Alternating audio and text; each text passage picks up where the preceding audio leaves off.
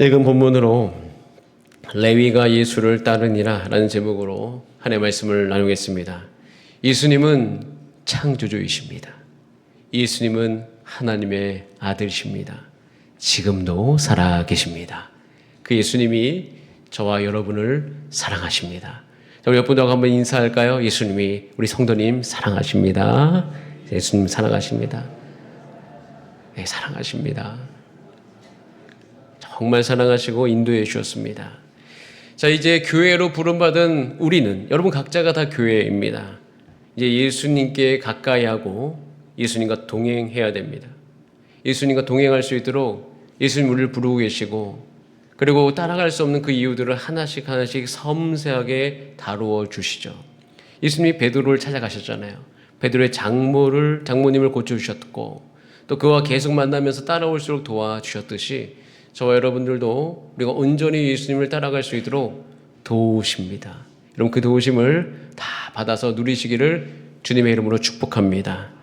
자, 우리가 지난주 본문에 누가복음 5장 16절까지 다루었는데, 이제 5장 중에 남은 구절은 17절부터 39절까지입니다. 그런데 이 17절부터 39절까지 하나의 분명한 흐름이 있는데, 그 흐름이 뭐냐면 예수님을 보고 있는데 예수님을 만나지 못하는 사람들이 있다는 것이에요.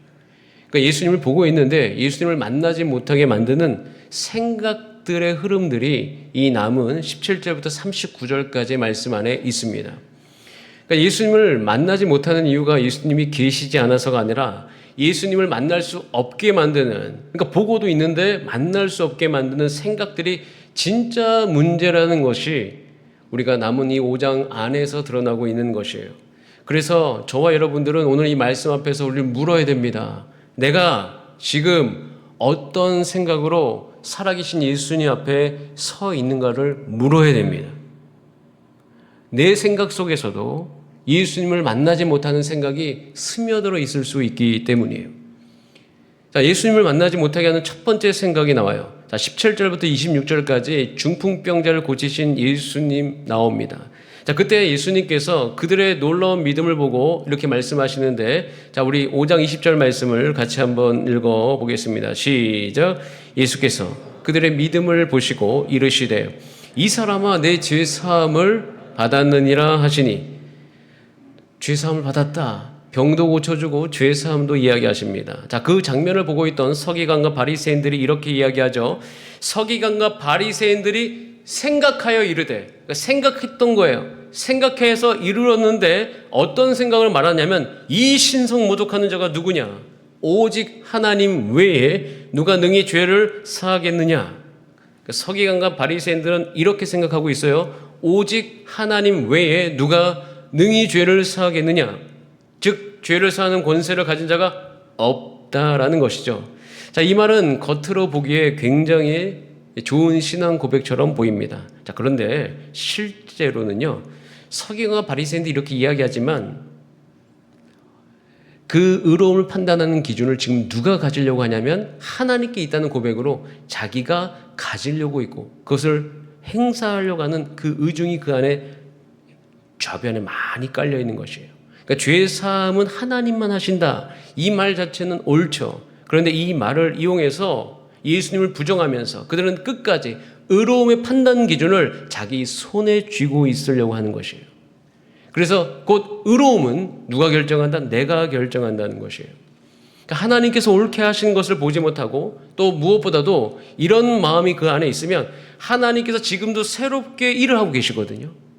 여러분, 저와 여러분 2025년을 보내는 이 시점에서 한 가지 분명한 사실은 하나님께서 지금 살아계셔서 새로운 역사를 진행시키고 계시는 줄 저는 믿습니다. 그 새롭게 지금 진행되어지는 예수 그리스도의 사역을 보지 못하게 하는 것이에요. 근데 그때 죄사하는 권세를 가진 인자가 드디어 나타나는 것이에요. 하나님이 주신 권세입니다. 그러나 그들은 그 지금까지의 익숙함에 완전히 갇혀서 율법은 지키면 의롭고 자신들이 만든 기준을 통과하면 의롭다고 하는 것을 여전히 가지고 있는 거예요. 그렇게 여기고 있었던 것입니다. 그래서 이들은 이 고백이 하나님을 높이는 것 같이 보이지만 실은 자기 스스로를 높이는 교만이에요. 여러분, 우리가 살아갈 때도 우리 안에 그럴 수 있습니다. 신앙생활을 오래 하면 오래 할수록 성경을 통해서 지금 내 삶을 스스로 조명해 보는 것이 아니라 지금까지 내가 살아왔던 신앙의 습관 속에서 오히려 새롭게 시작하는 하나님의 역사를 내가 거부할 수 있더라. 지금 새로운 시대, 이들은 하나님이 주신 권세를 인정하지 않고 있는 것이에요. 죄사함의 권세는 하나님께 속한 권세입니다.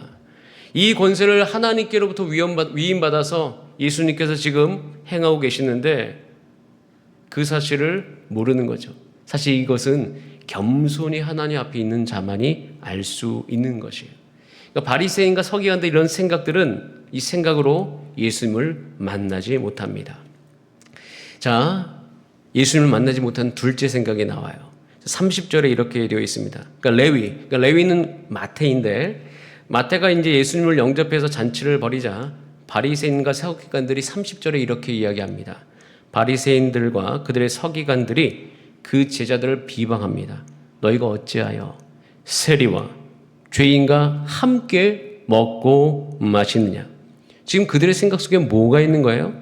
죄인과 함께 있으면 더럽다라는 거예요. 여러분, 이 말을 깊이 우리가 곱씹어 보면, 묵상해 보면, 다시 말해서 거룩함은 전염되지 않고 죄는 오히려 쉽게 전염되어지고 옮겨진다는 생각이 저변에 깔려 있는 거예요. 즉, 제가 거룩한 사람과 만나면 거룩함이 내게 전달되는 게 아니라 내 죄가 그들 가운데 전해진다는 것이죠.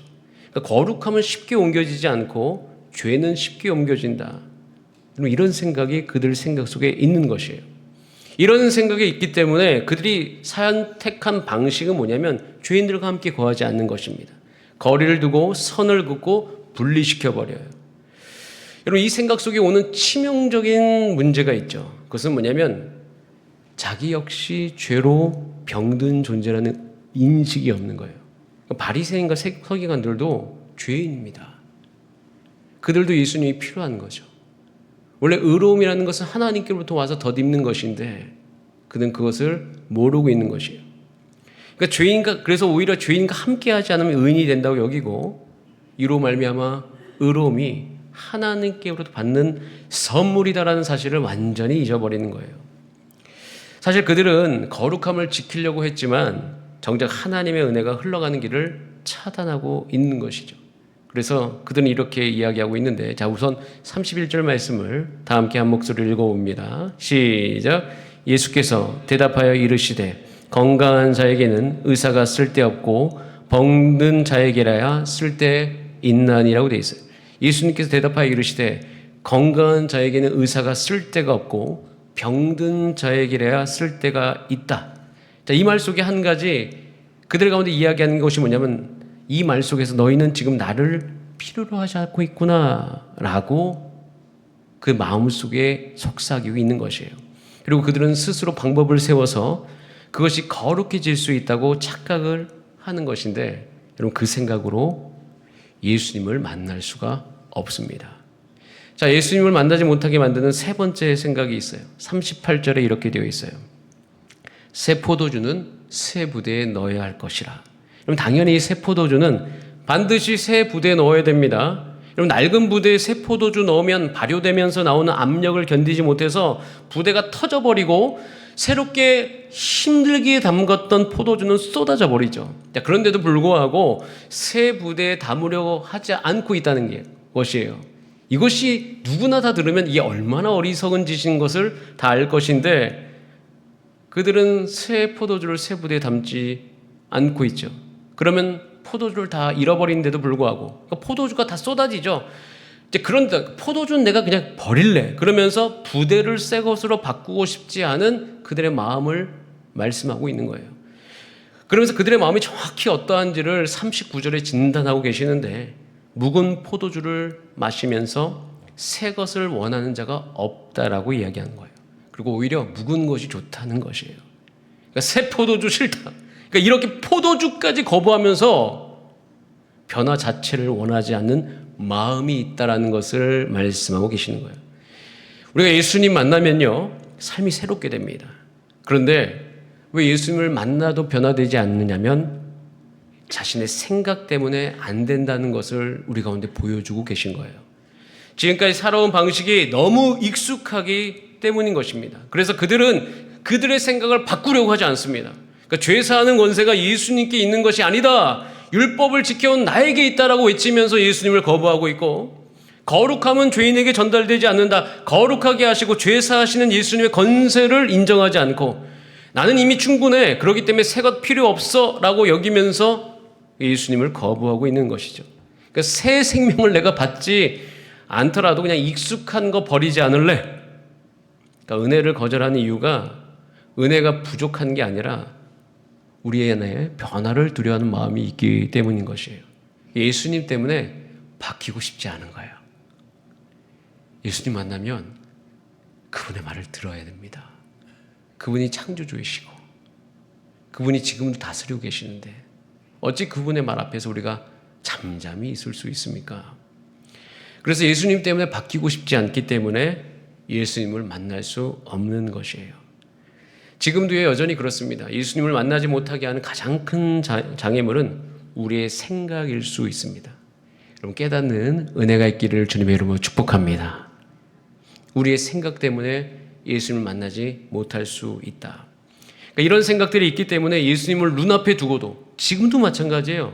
예수님 살아계셔서 우리 성전에 거하시고 예수님 살아계셔서 여러분의 삶 속에 거하시는데도 불구하고 그 예수님을 눈앞에 두고도 만나지 못하는 거예요. 그런 우리를 향해서 누가복음은 우리 가운데 묻고 있는 거예요. 너희는 정말 예수님을 만나고 싶으냐?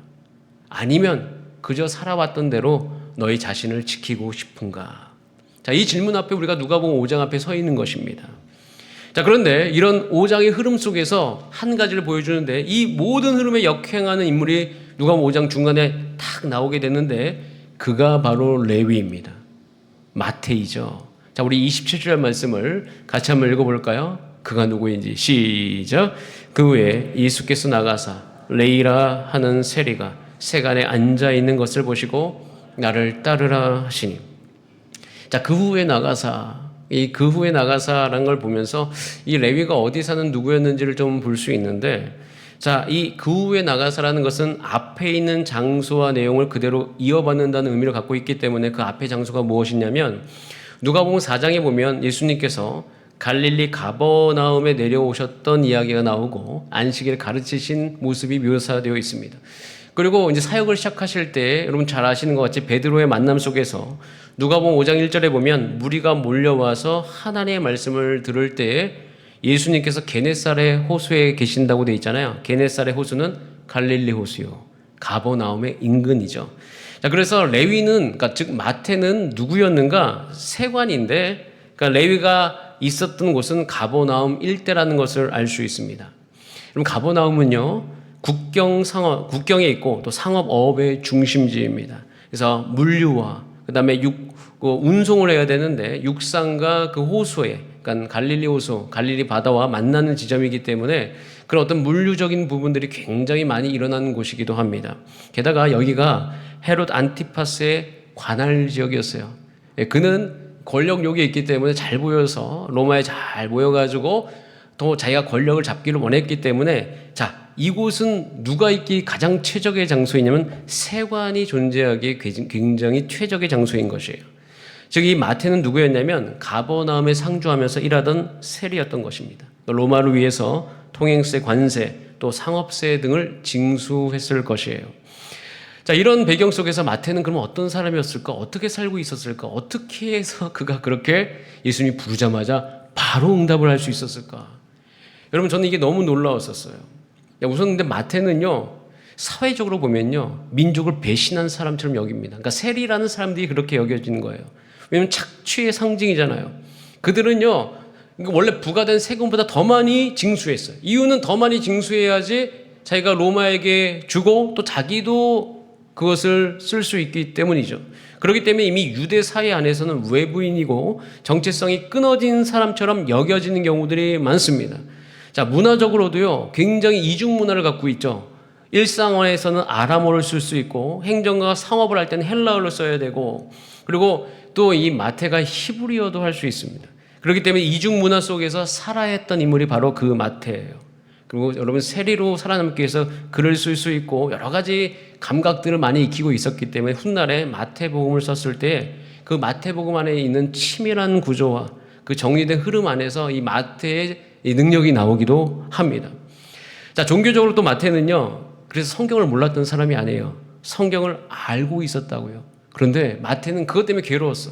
성경에 있는 것은 알고 그 약속은 아는데 자기가 살기 위해서 이 세리란 직업을 선택은 했는데 이것을 지킬 수가 없는 것이에요. 그러다 보니까 사실은 그 마음속에 괴로움이 있었습니다. 그리고 경제적으로도 굉장히 부유했는데 수입은 많았겠죠. 그런데 존경도 없고 안정감도 없는 것이에요. 그러니까 마태를 쭉 우리가 묵상을 하다 보면 정말 설 자리가 없었구나라는 생각을 합니다. 그러니까 실패한 사람은 아닌데 어디에도 속하지 못한 사람이 바로 마태인 것이에요. 아마 마태는 그날도 예수님 만나던 그날도 아마 그 세관 앞에서 어떤 생각을 하고 있었을까 곰곰이 생각해 보면 내가 누구지? 나는 유대인인가? 아니면 로마의 하수인인가? 나는 죄인인가? 이 삶 말고 이렇게 사는 거 말고 혹시 다른 길은 없는가? 라는 생각이 그 안에 있었을 거예요. 원래 마태는 지금까지 제가 쭉 잠시 언급했지만 이 표면적으로 보면 예수님을 만나기에는 굉장히 불리한 환경을 가지고 있어요. 자, 그런데 그럼에도 불구하고 자, 우리 28절 예수님이 부르자 마태가 어떻게 했죠? 자, 28절 5장 28절 시작. 그가 모든 것을 버리고 일어나 따르니라. 바로 일어나서 모든 것을 버리고 따르기 시작합니다. 어떻게 이런 일이 가능했을까? 저는 이 일이 우리 주사랑교회 성도님의 삶 가운데 일어나기를 주님의 이름으로 기대합니다. 그러니까 표면적으로는 마태는 예수님을 따르기에 가장 불리한 사람이었는데 예수님을 따라가는 거잖아요. 왜 따라갔을까 생각을 해보니까 마태는 지금까지 우리가 이 5장의 흐름 안에서 예수님을 만나지 못하도록 한 세 가지 생각이 있다고 했잖아요. 율법을 지키는 거, 의로움의 기준이 나에게 있다. 그래서 안 바뀌려고 하고 거룩함을 위해서 분리시키려고 하고 나는 이미 충분하다고 여겨서 새 것이 필요 없다고 여기는 이 세 가지 생각, 이것이 예수님을 만나지 못하게 하는데 마태는 이 생각이 전혀 없습니다. 이 생각으로부터 자유해요. 그의 생각 속에서는 이런 생각을 할 수가 없어요. 왜냐하면 우선 마태는 세리잖아요. 저를 비춰주고 그건 이제 그만 비춰주셔도 됩니다. 마태는 세리이기 때문에 로마 제국을 위해서 세금을 징수하던 사람이잖아요. 배신자라고 여겼습니다. 그래서 마태도요, 자기 스스로 내가 의롭다 이렇게 말할 수 없었어요. 그래서 그가 예수님을 만날 수 있었던 이유는 한번 따라할까요? 스스로 의롭다고 착각하지 않았다. 그러니까 바리새인과 서기관들은 누가 죄를 사할 수 있어? 라고 판단을 했지만 마태는 예수님을 판단할 자격이 없다는 것을 너무나도 알고 있었어요. 그래서 마태는 그 머릿속에 예수님은 죄를 사할 자격이 있는가? 이 생각 못합니다. 대신 이렇게 생각하죠. 예수님 외에는 나를 살릴 수 있는 분이 없다. 내가 내 의가 없는데 어떻게 죄 사하는 권세가 누구에게 있다는 걸 따질 수 있습니까? 그러니까 예수님을 보자마자 저분이 나를 살릴 수 있구나 라는 생각을 할 수밖에 없는 것이에요. 지금 여러분, 우리가 예수님이 나를 살릴 수 있구나 이 생각을 못하게 만드는 나의 생각이 있을 수 있다는 거예요. 근데 그것을 마태는 그런 생각이 없었다는 겁니다. 두 번째, 마태는 거룩함은 전해지지 않는다. 그런 생각에서부터 완전히 자유합니다. 그러니까 바리새인들은 죄인과 함께 있으면 더러워진다고 믿었지만 마태는 이미 알고 있었어요. 나는 이미 더러워진 사람이야. 더 이상 잃을 거룩감조차 없어. 그렇기 때문에 예수님과 함께 있으면 내가 예수님을 더럽히는 것이 아니라 예수님의 거룩함이 나를 덮을 것이다. 저번에 그 고결함과 순결함이 내 인생에 스며들 것이다 라고 생각을 한 거예요. 그래서 예수님을 만나서 너무 기뻐서 자기만 좋은 것이 아니라 다 초대하잖아요. 초대해서 잔치를 합니다. 왜? 야, 나만 이렇게 깨끗해지는 것이 아니라 너도 깨끗해져야 돼. 너도 깨끗해져야 돼 하면서 그 친구들을 다 초청하는 거예요.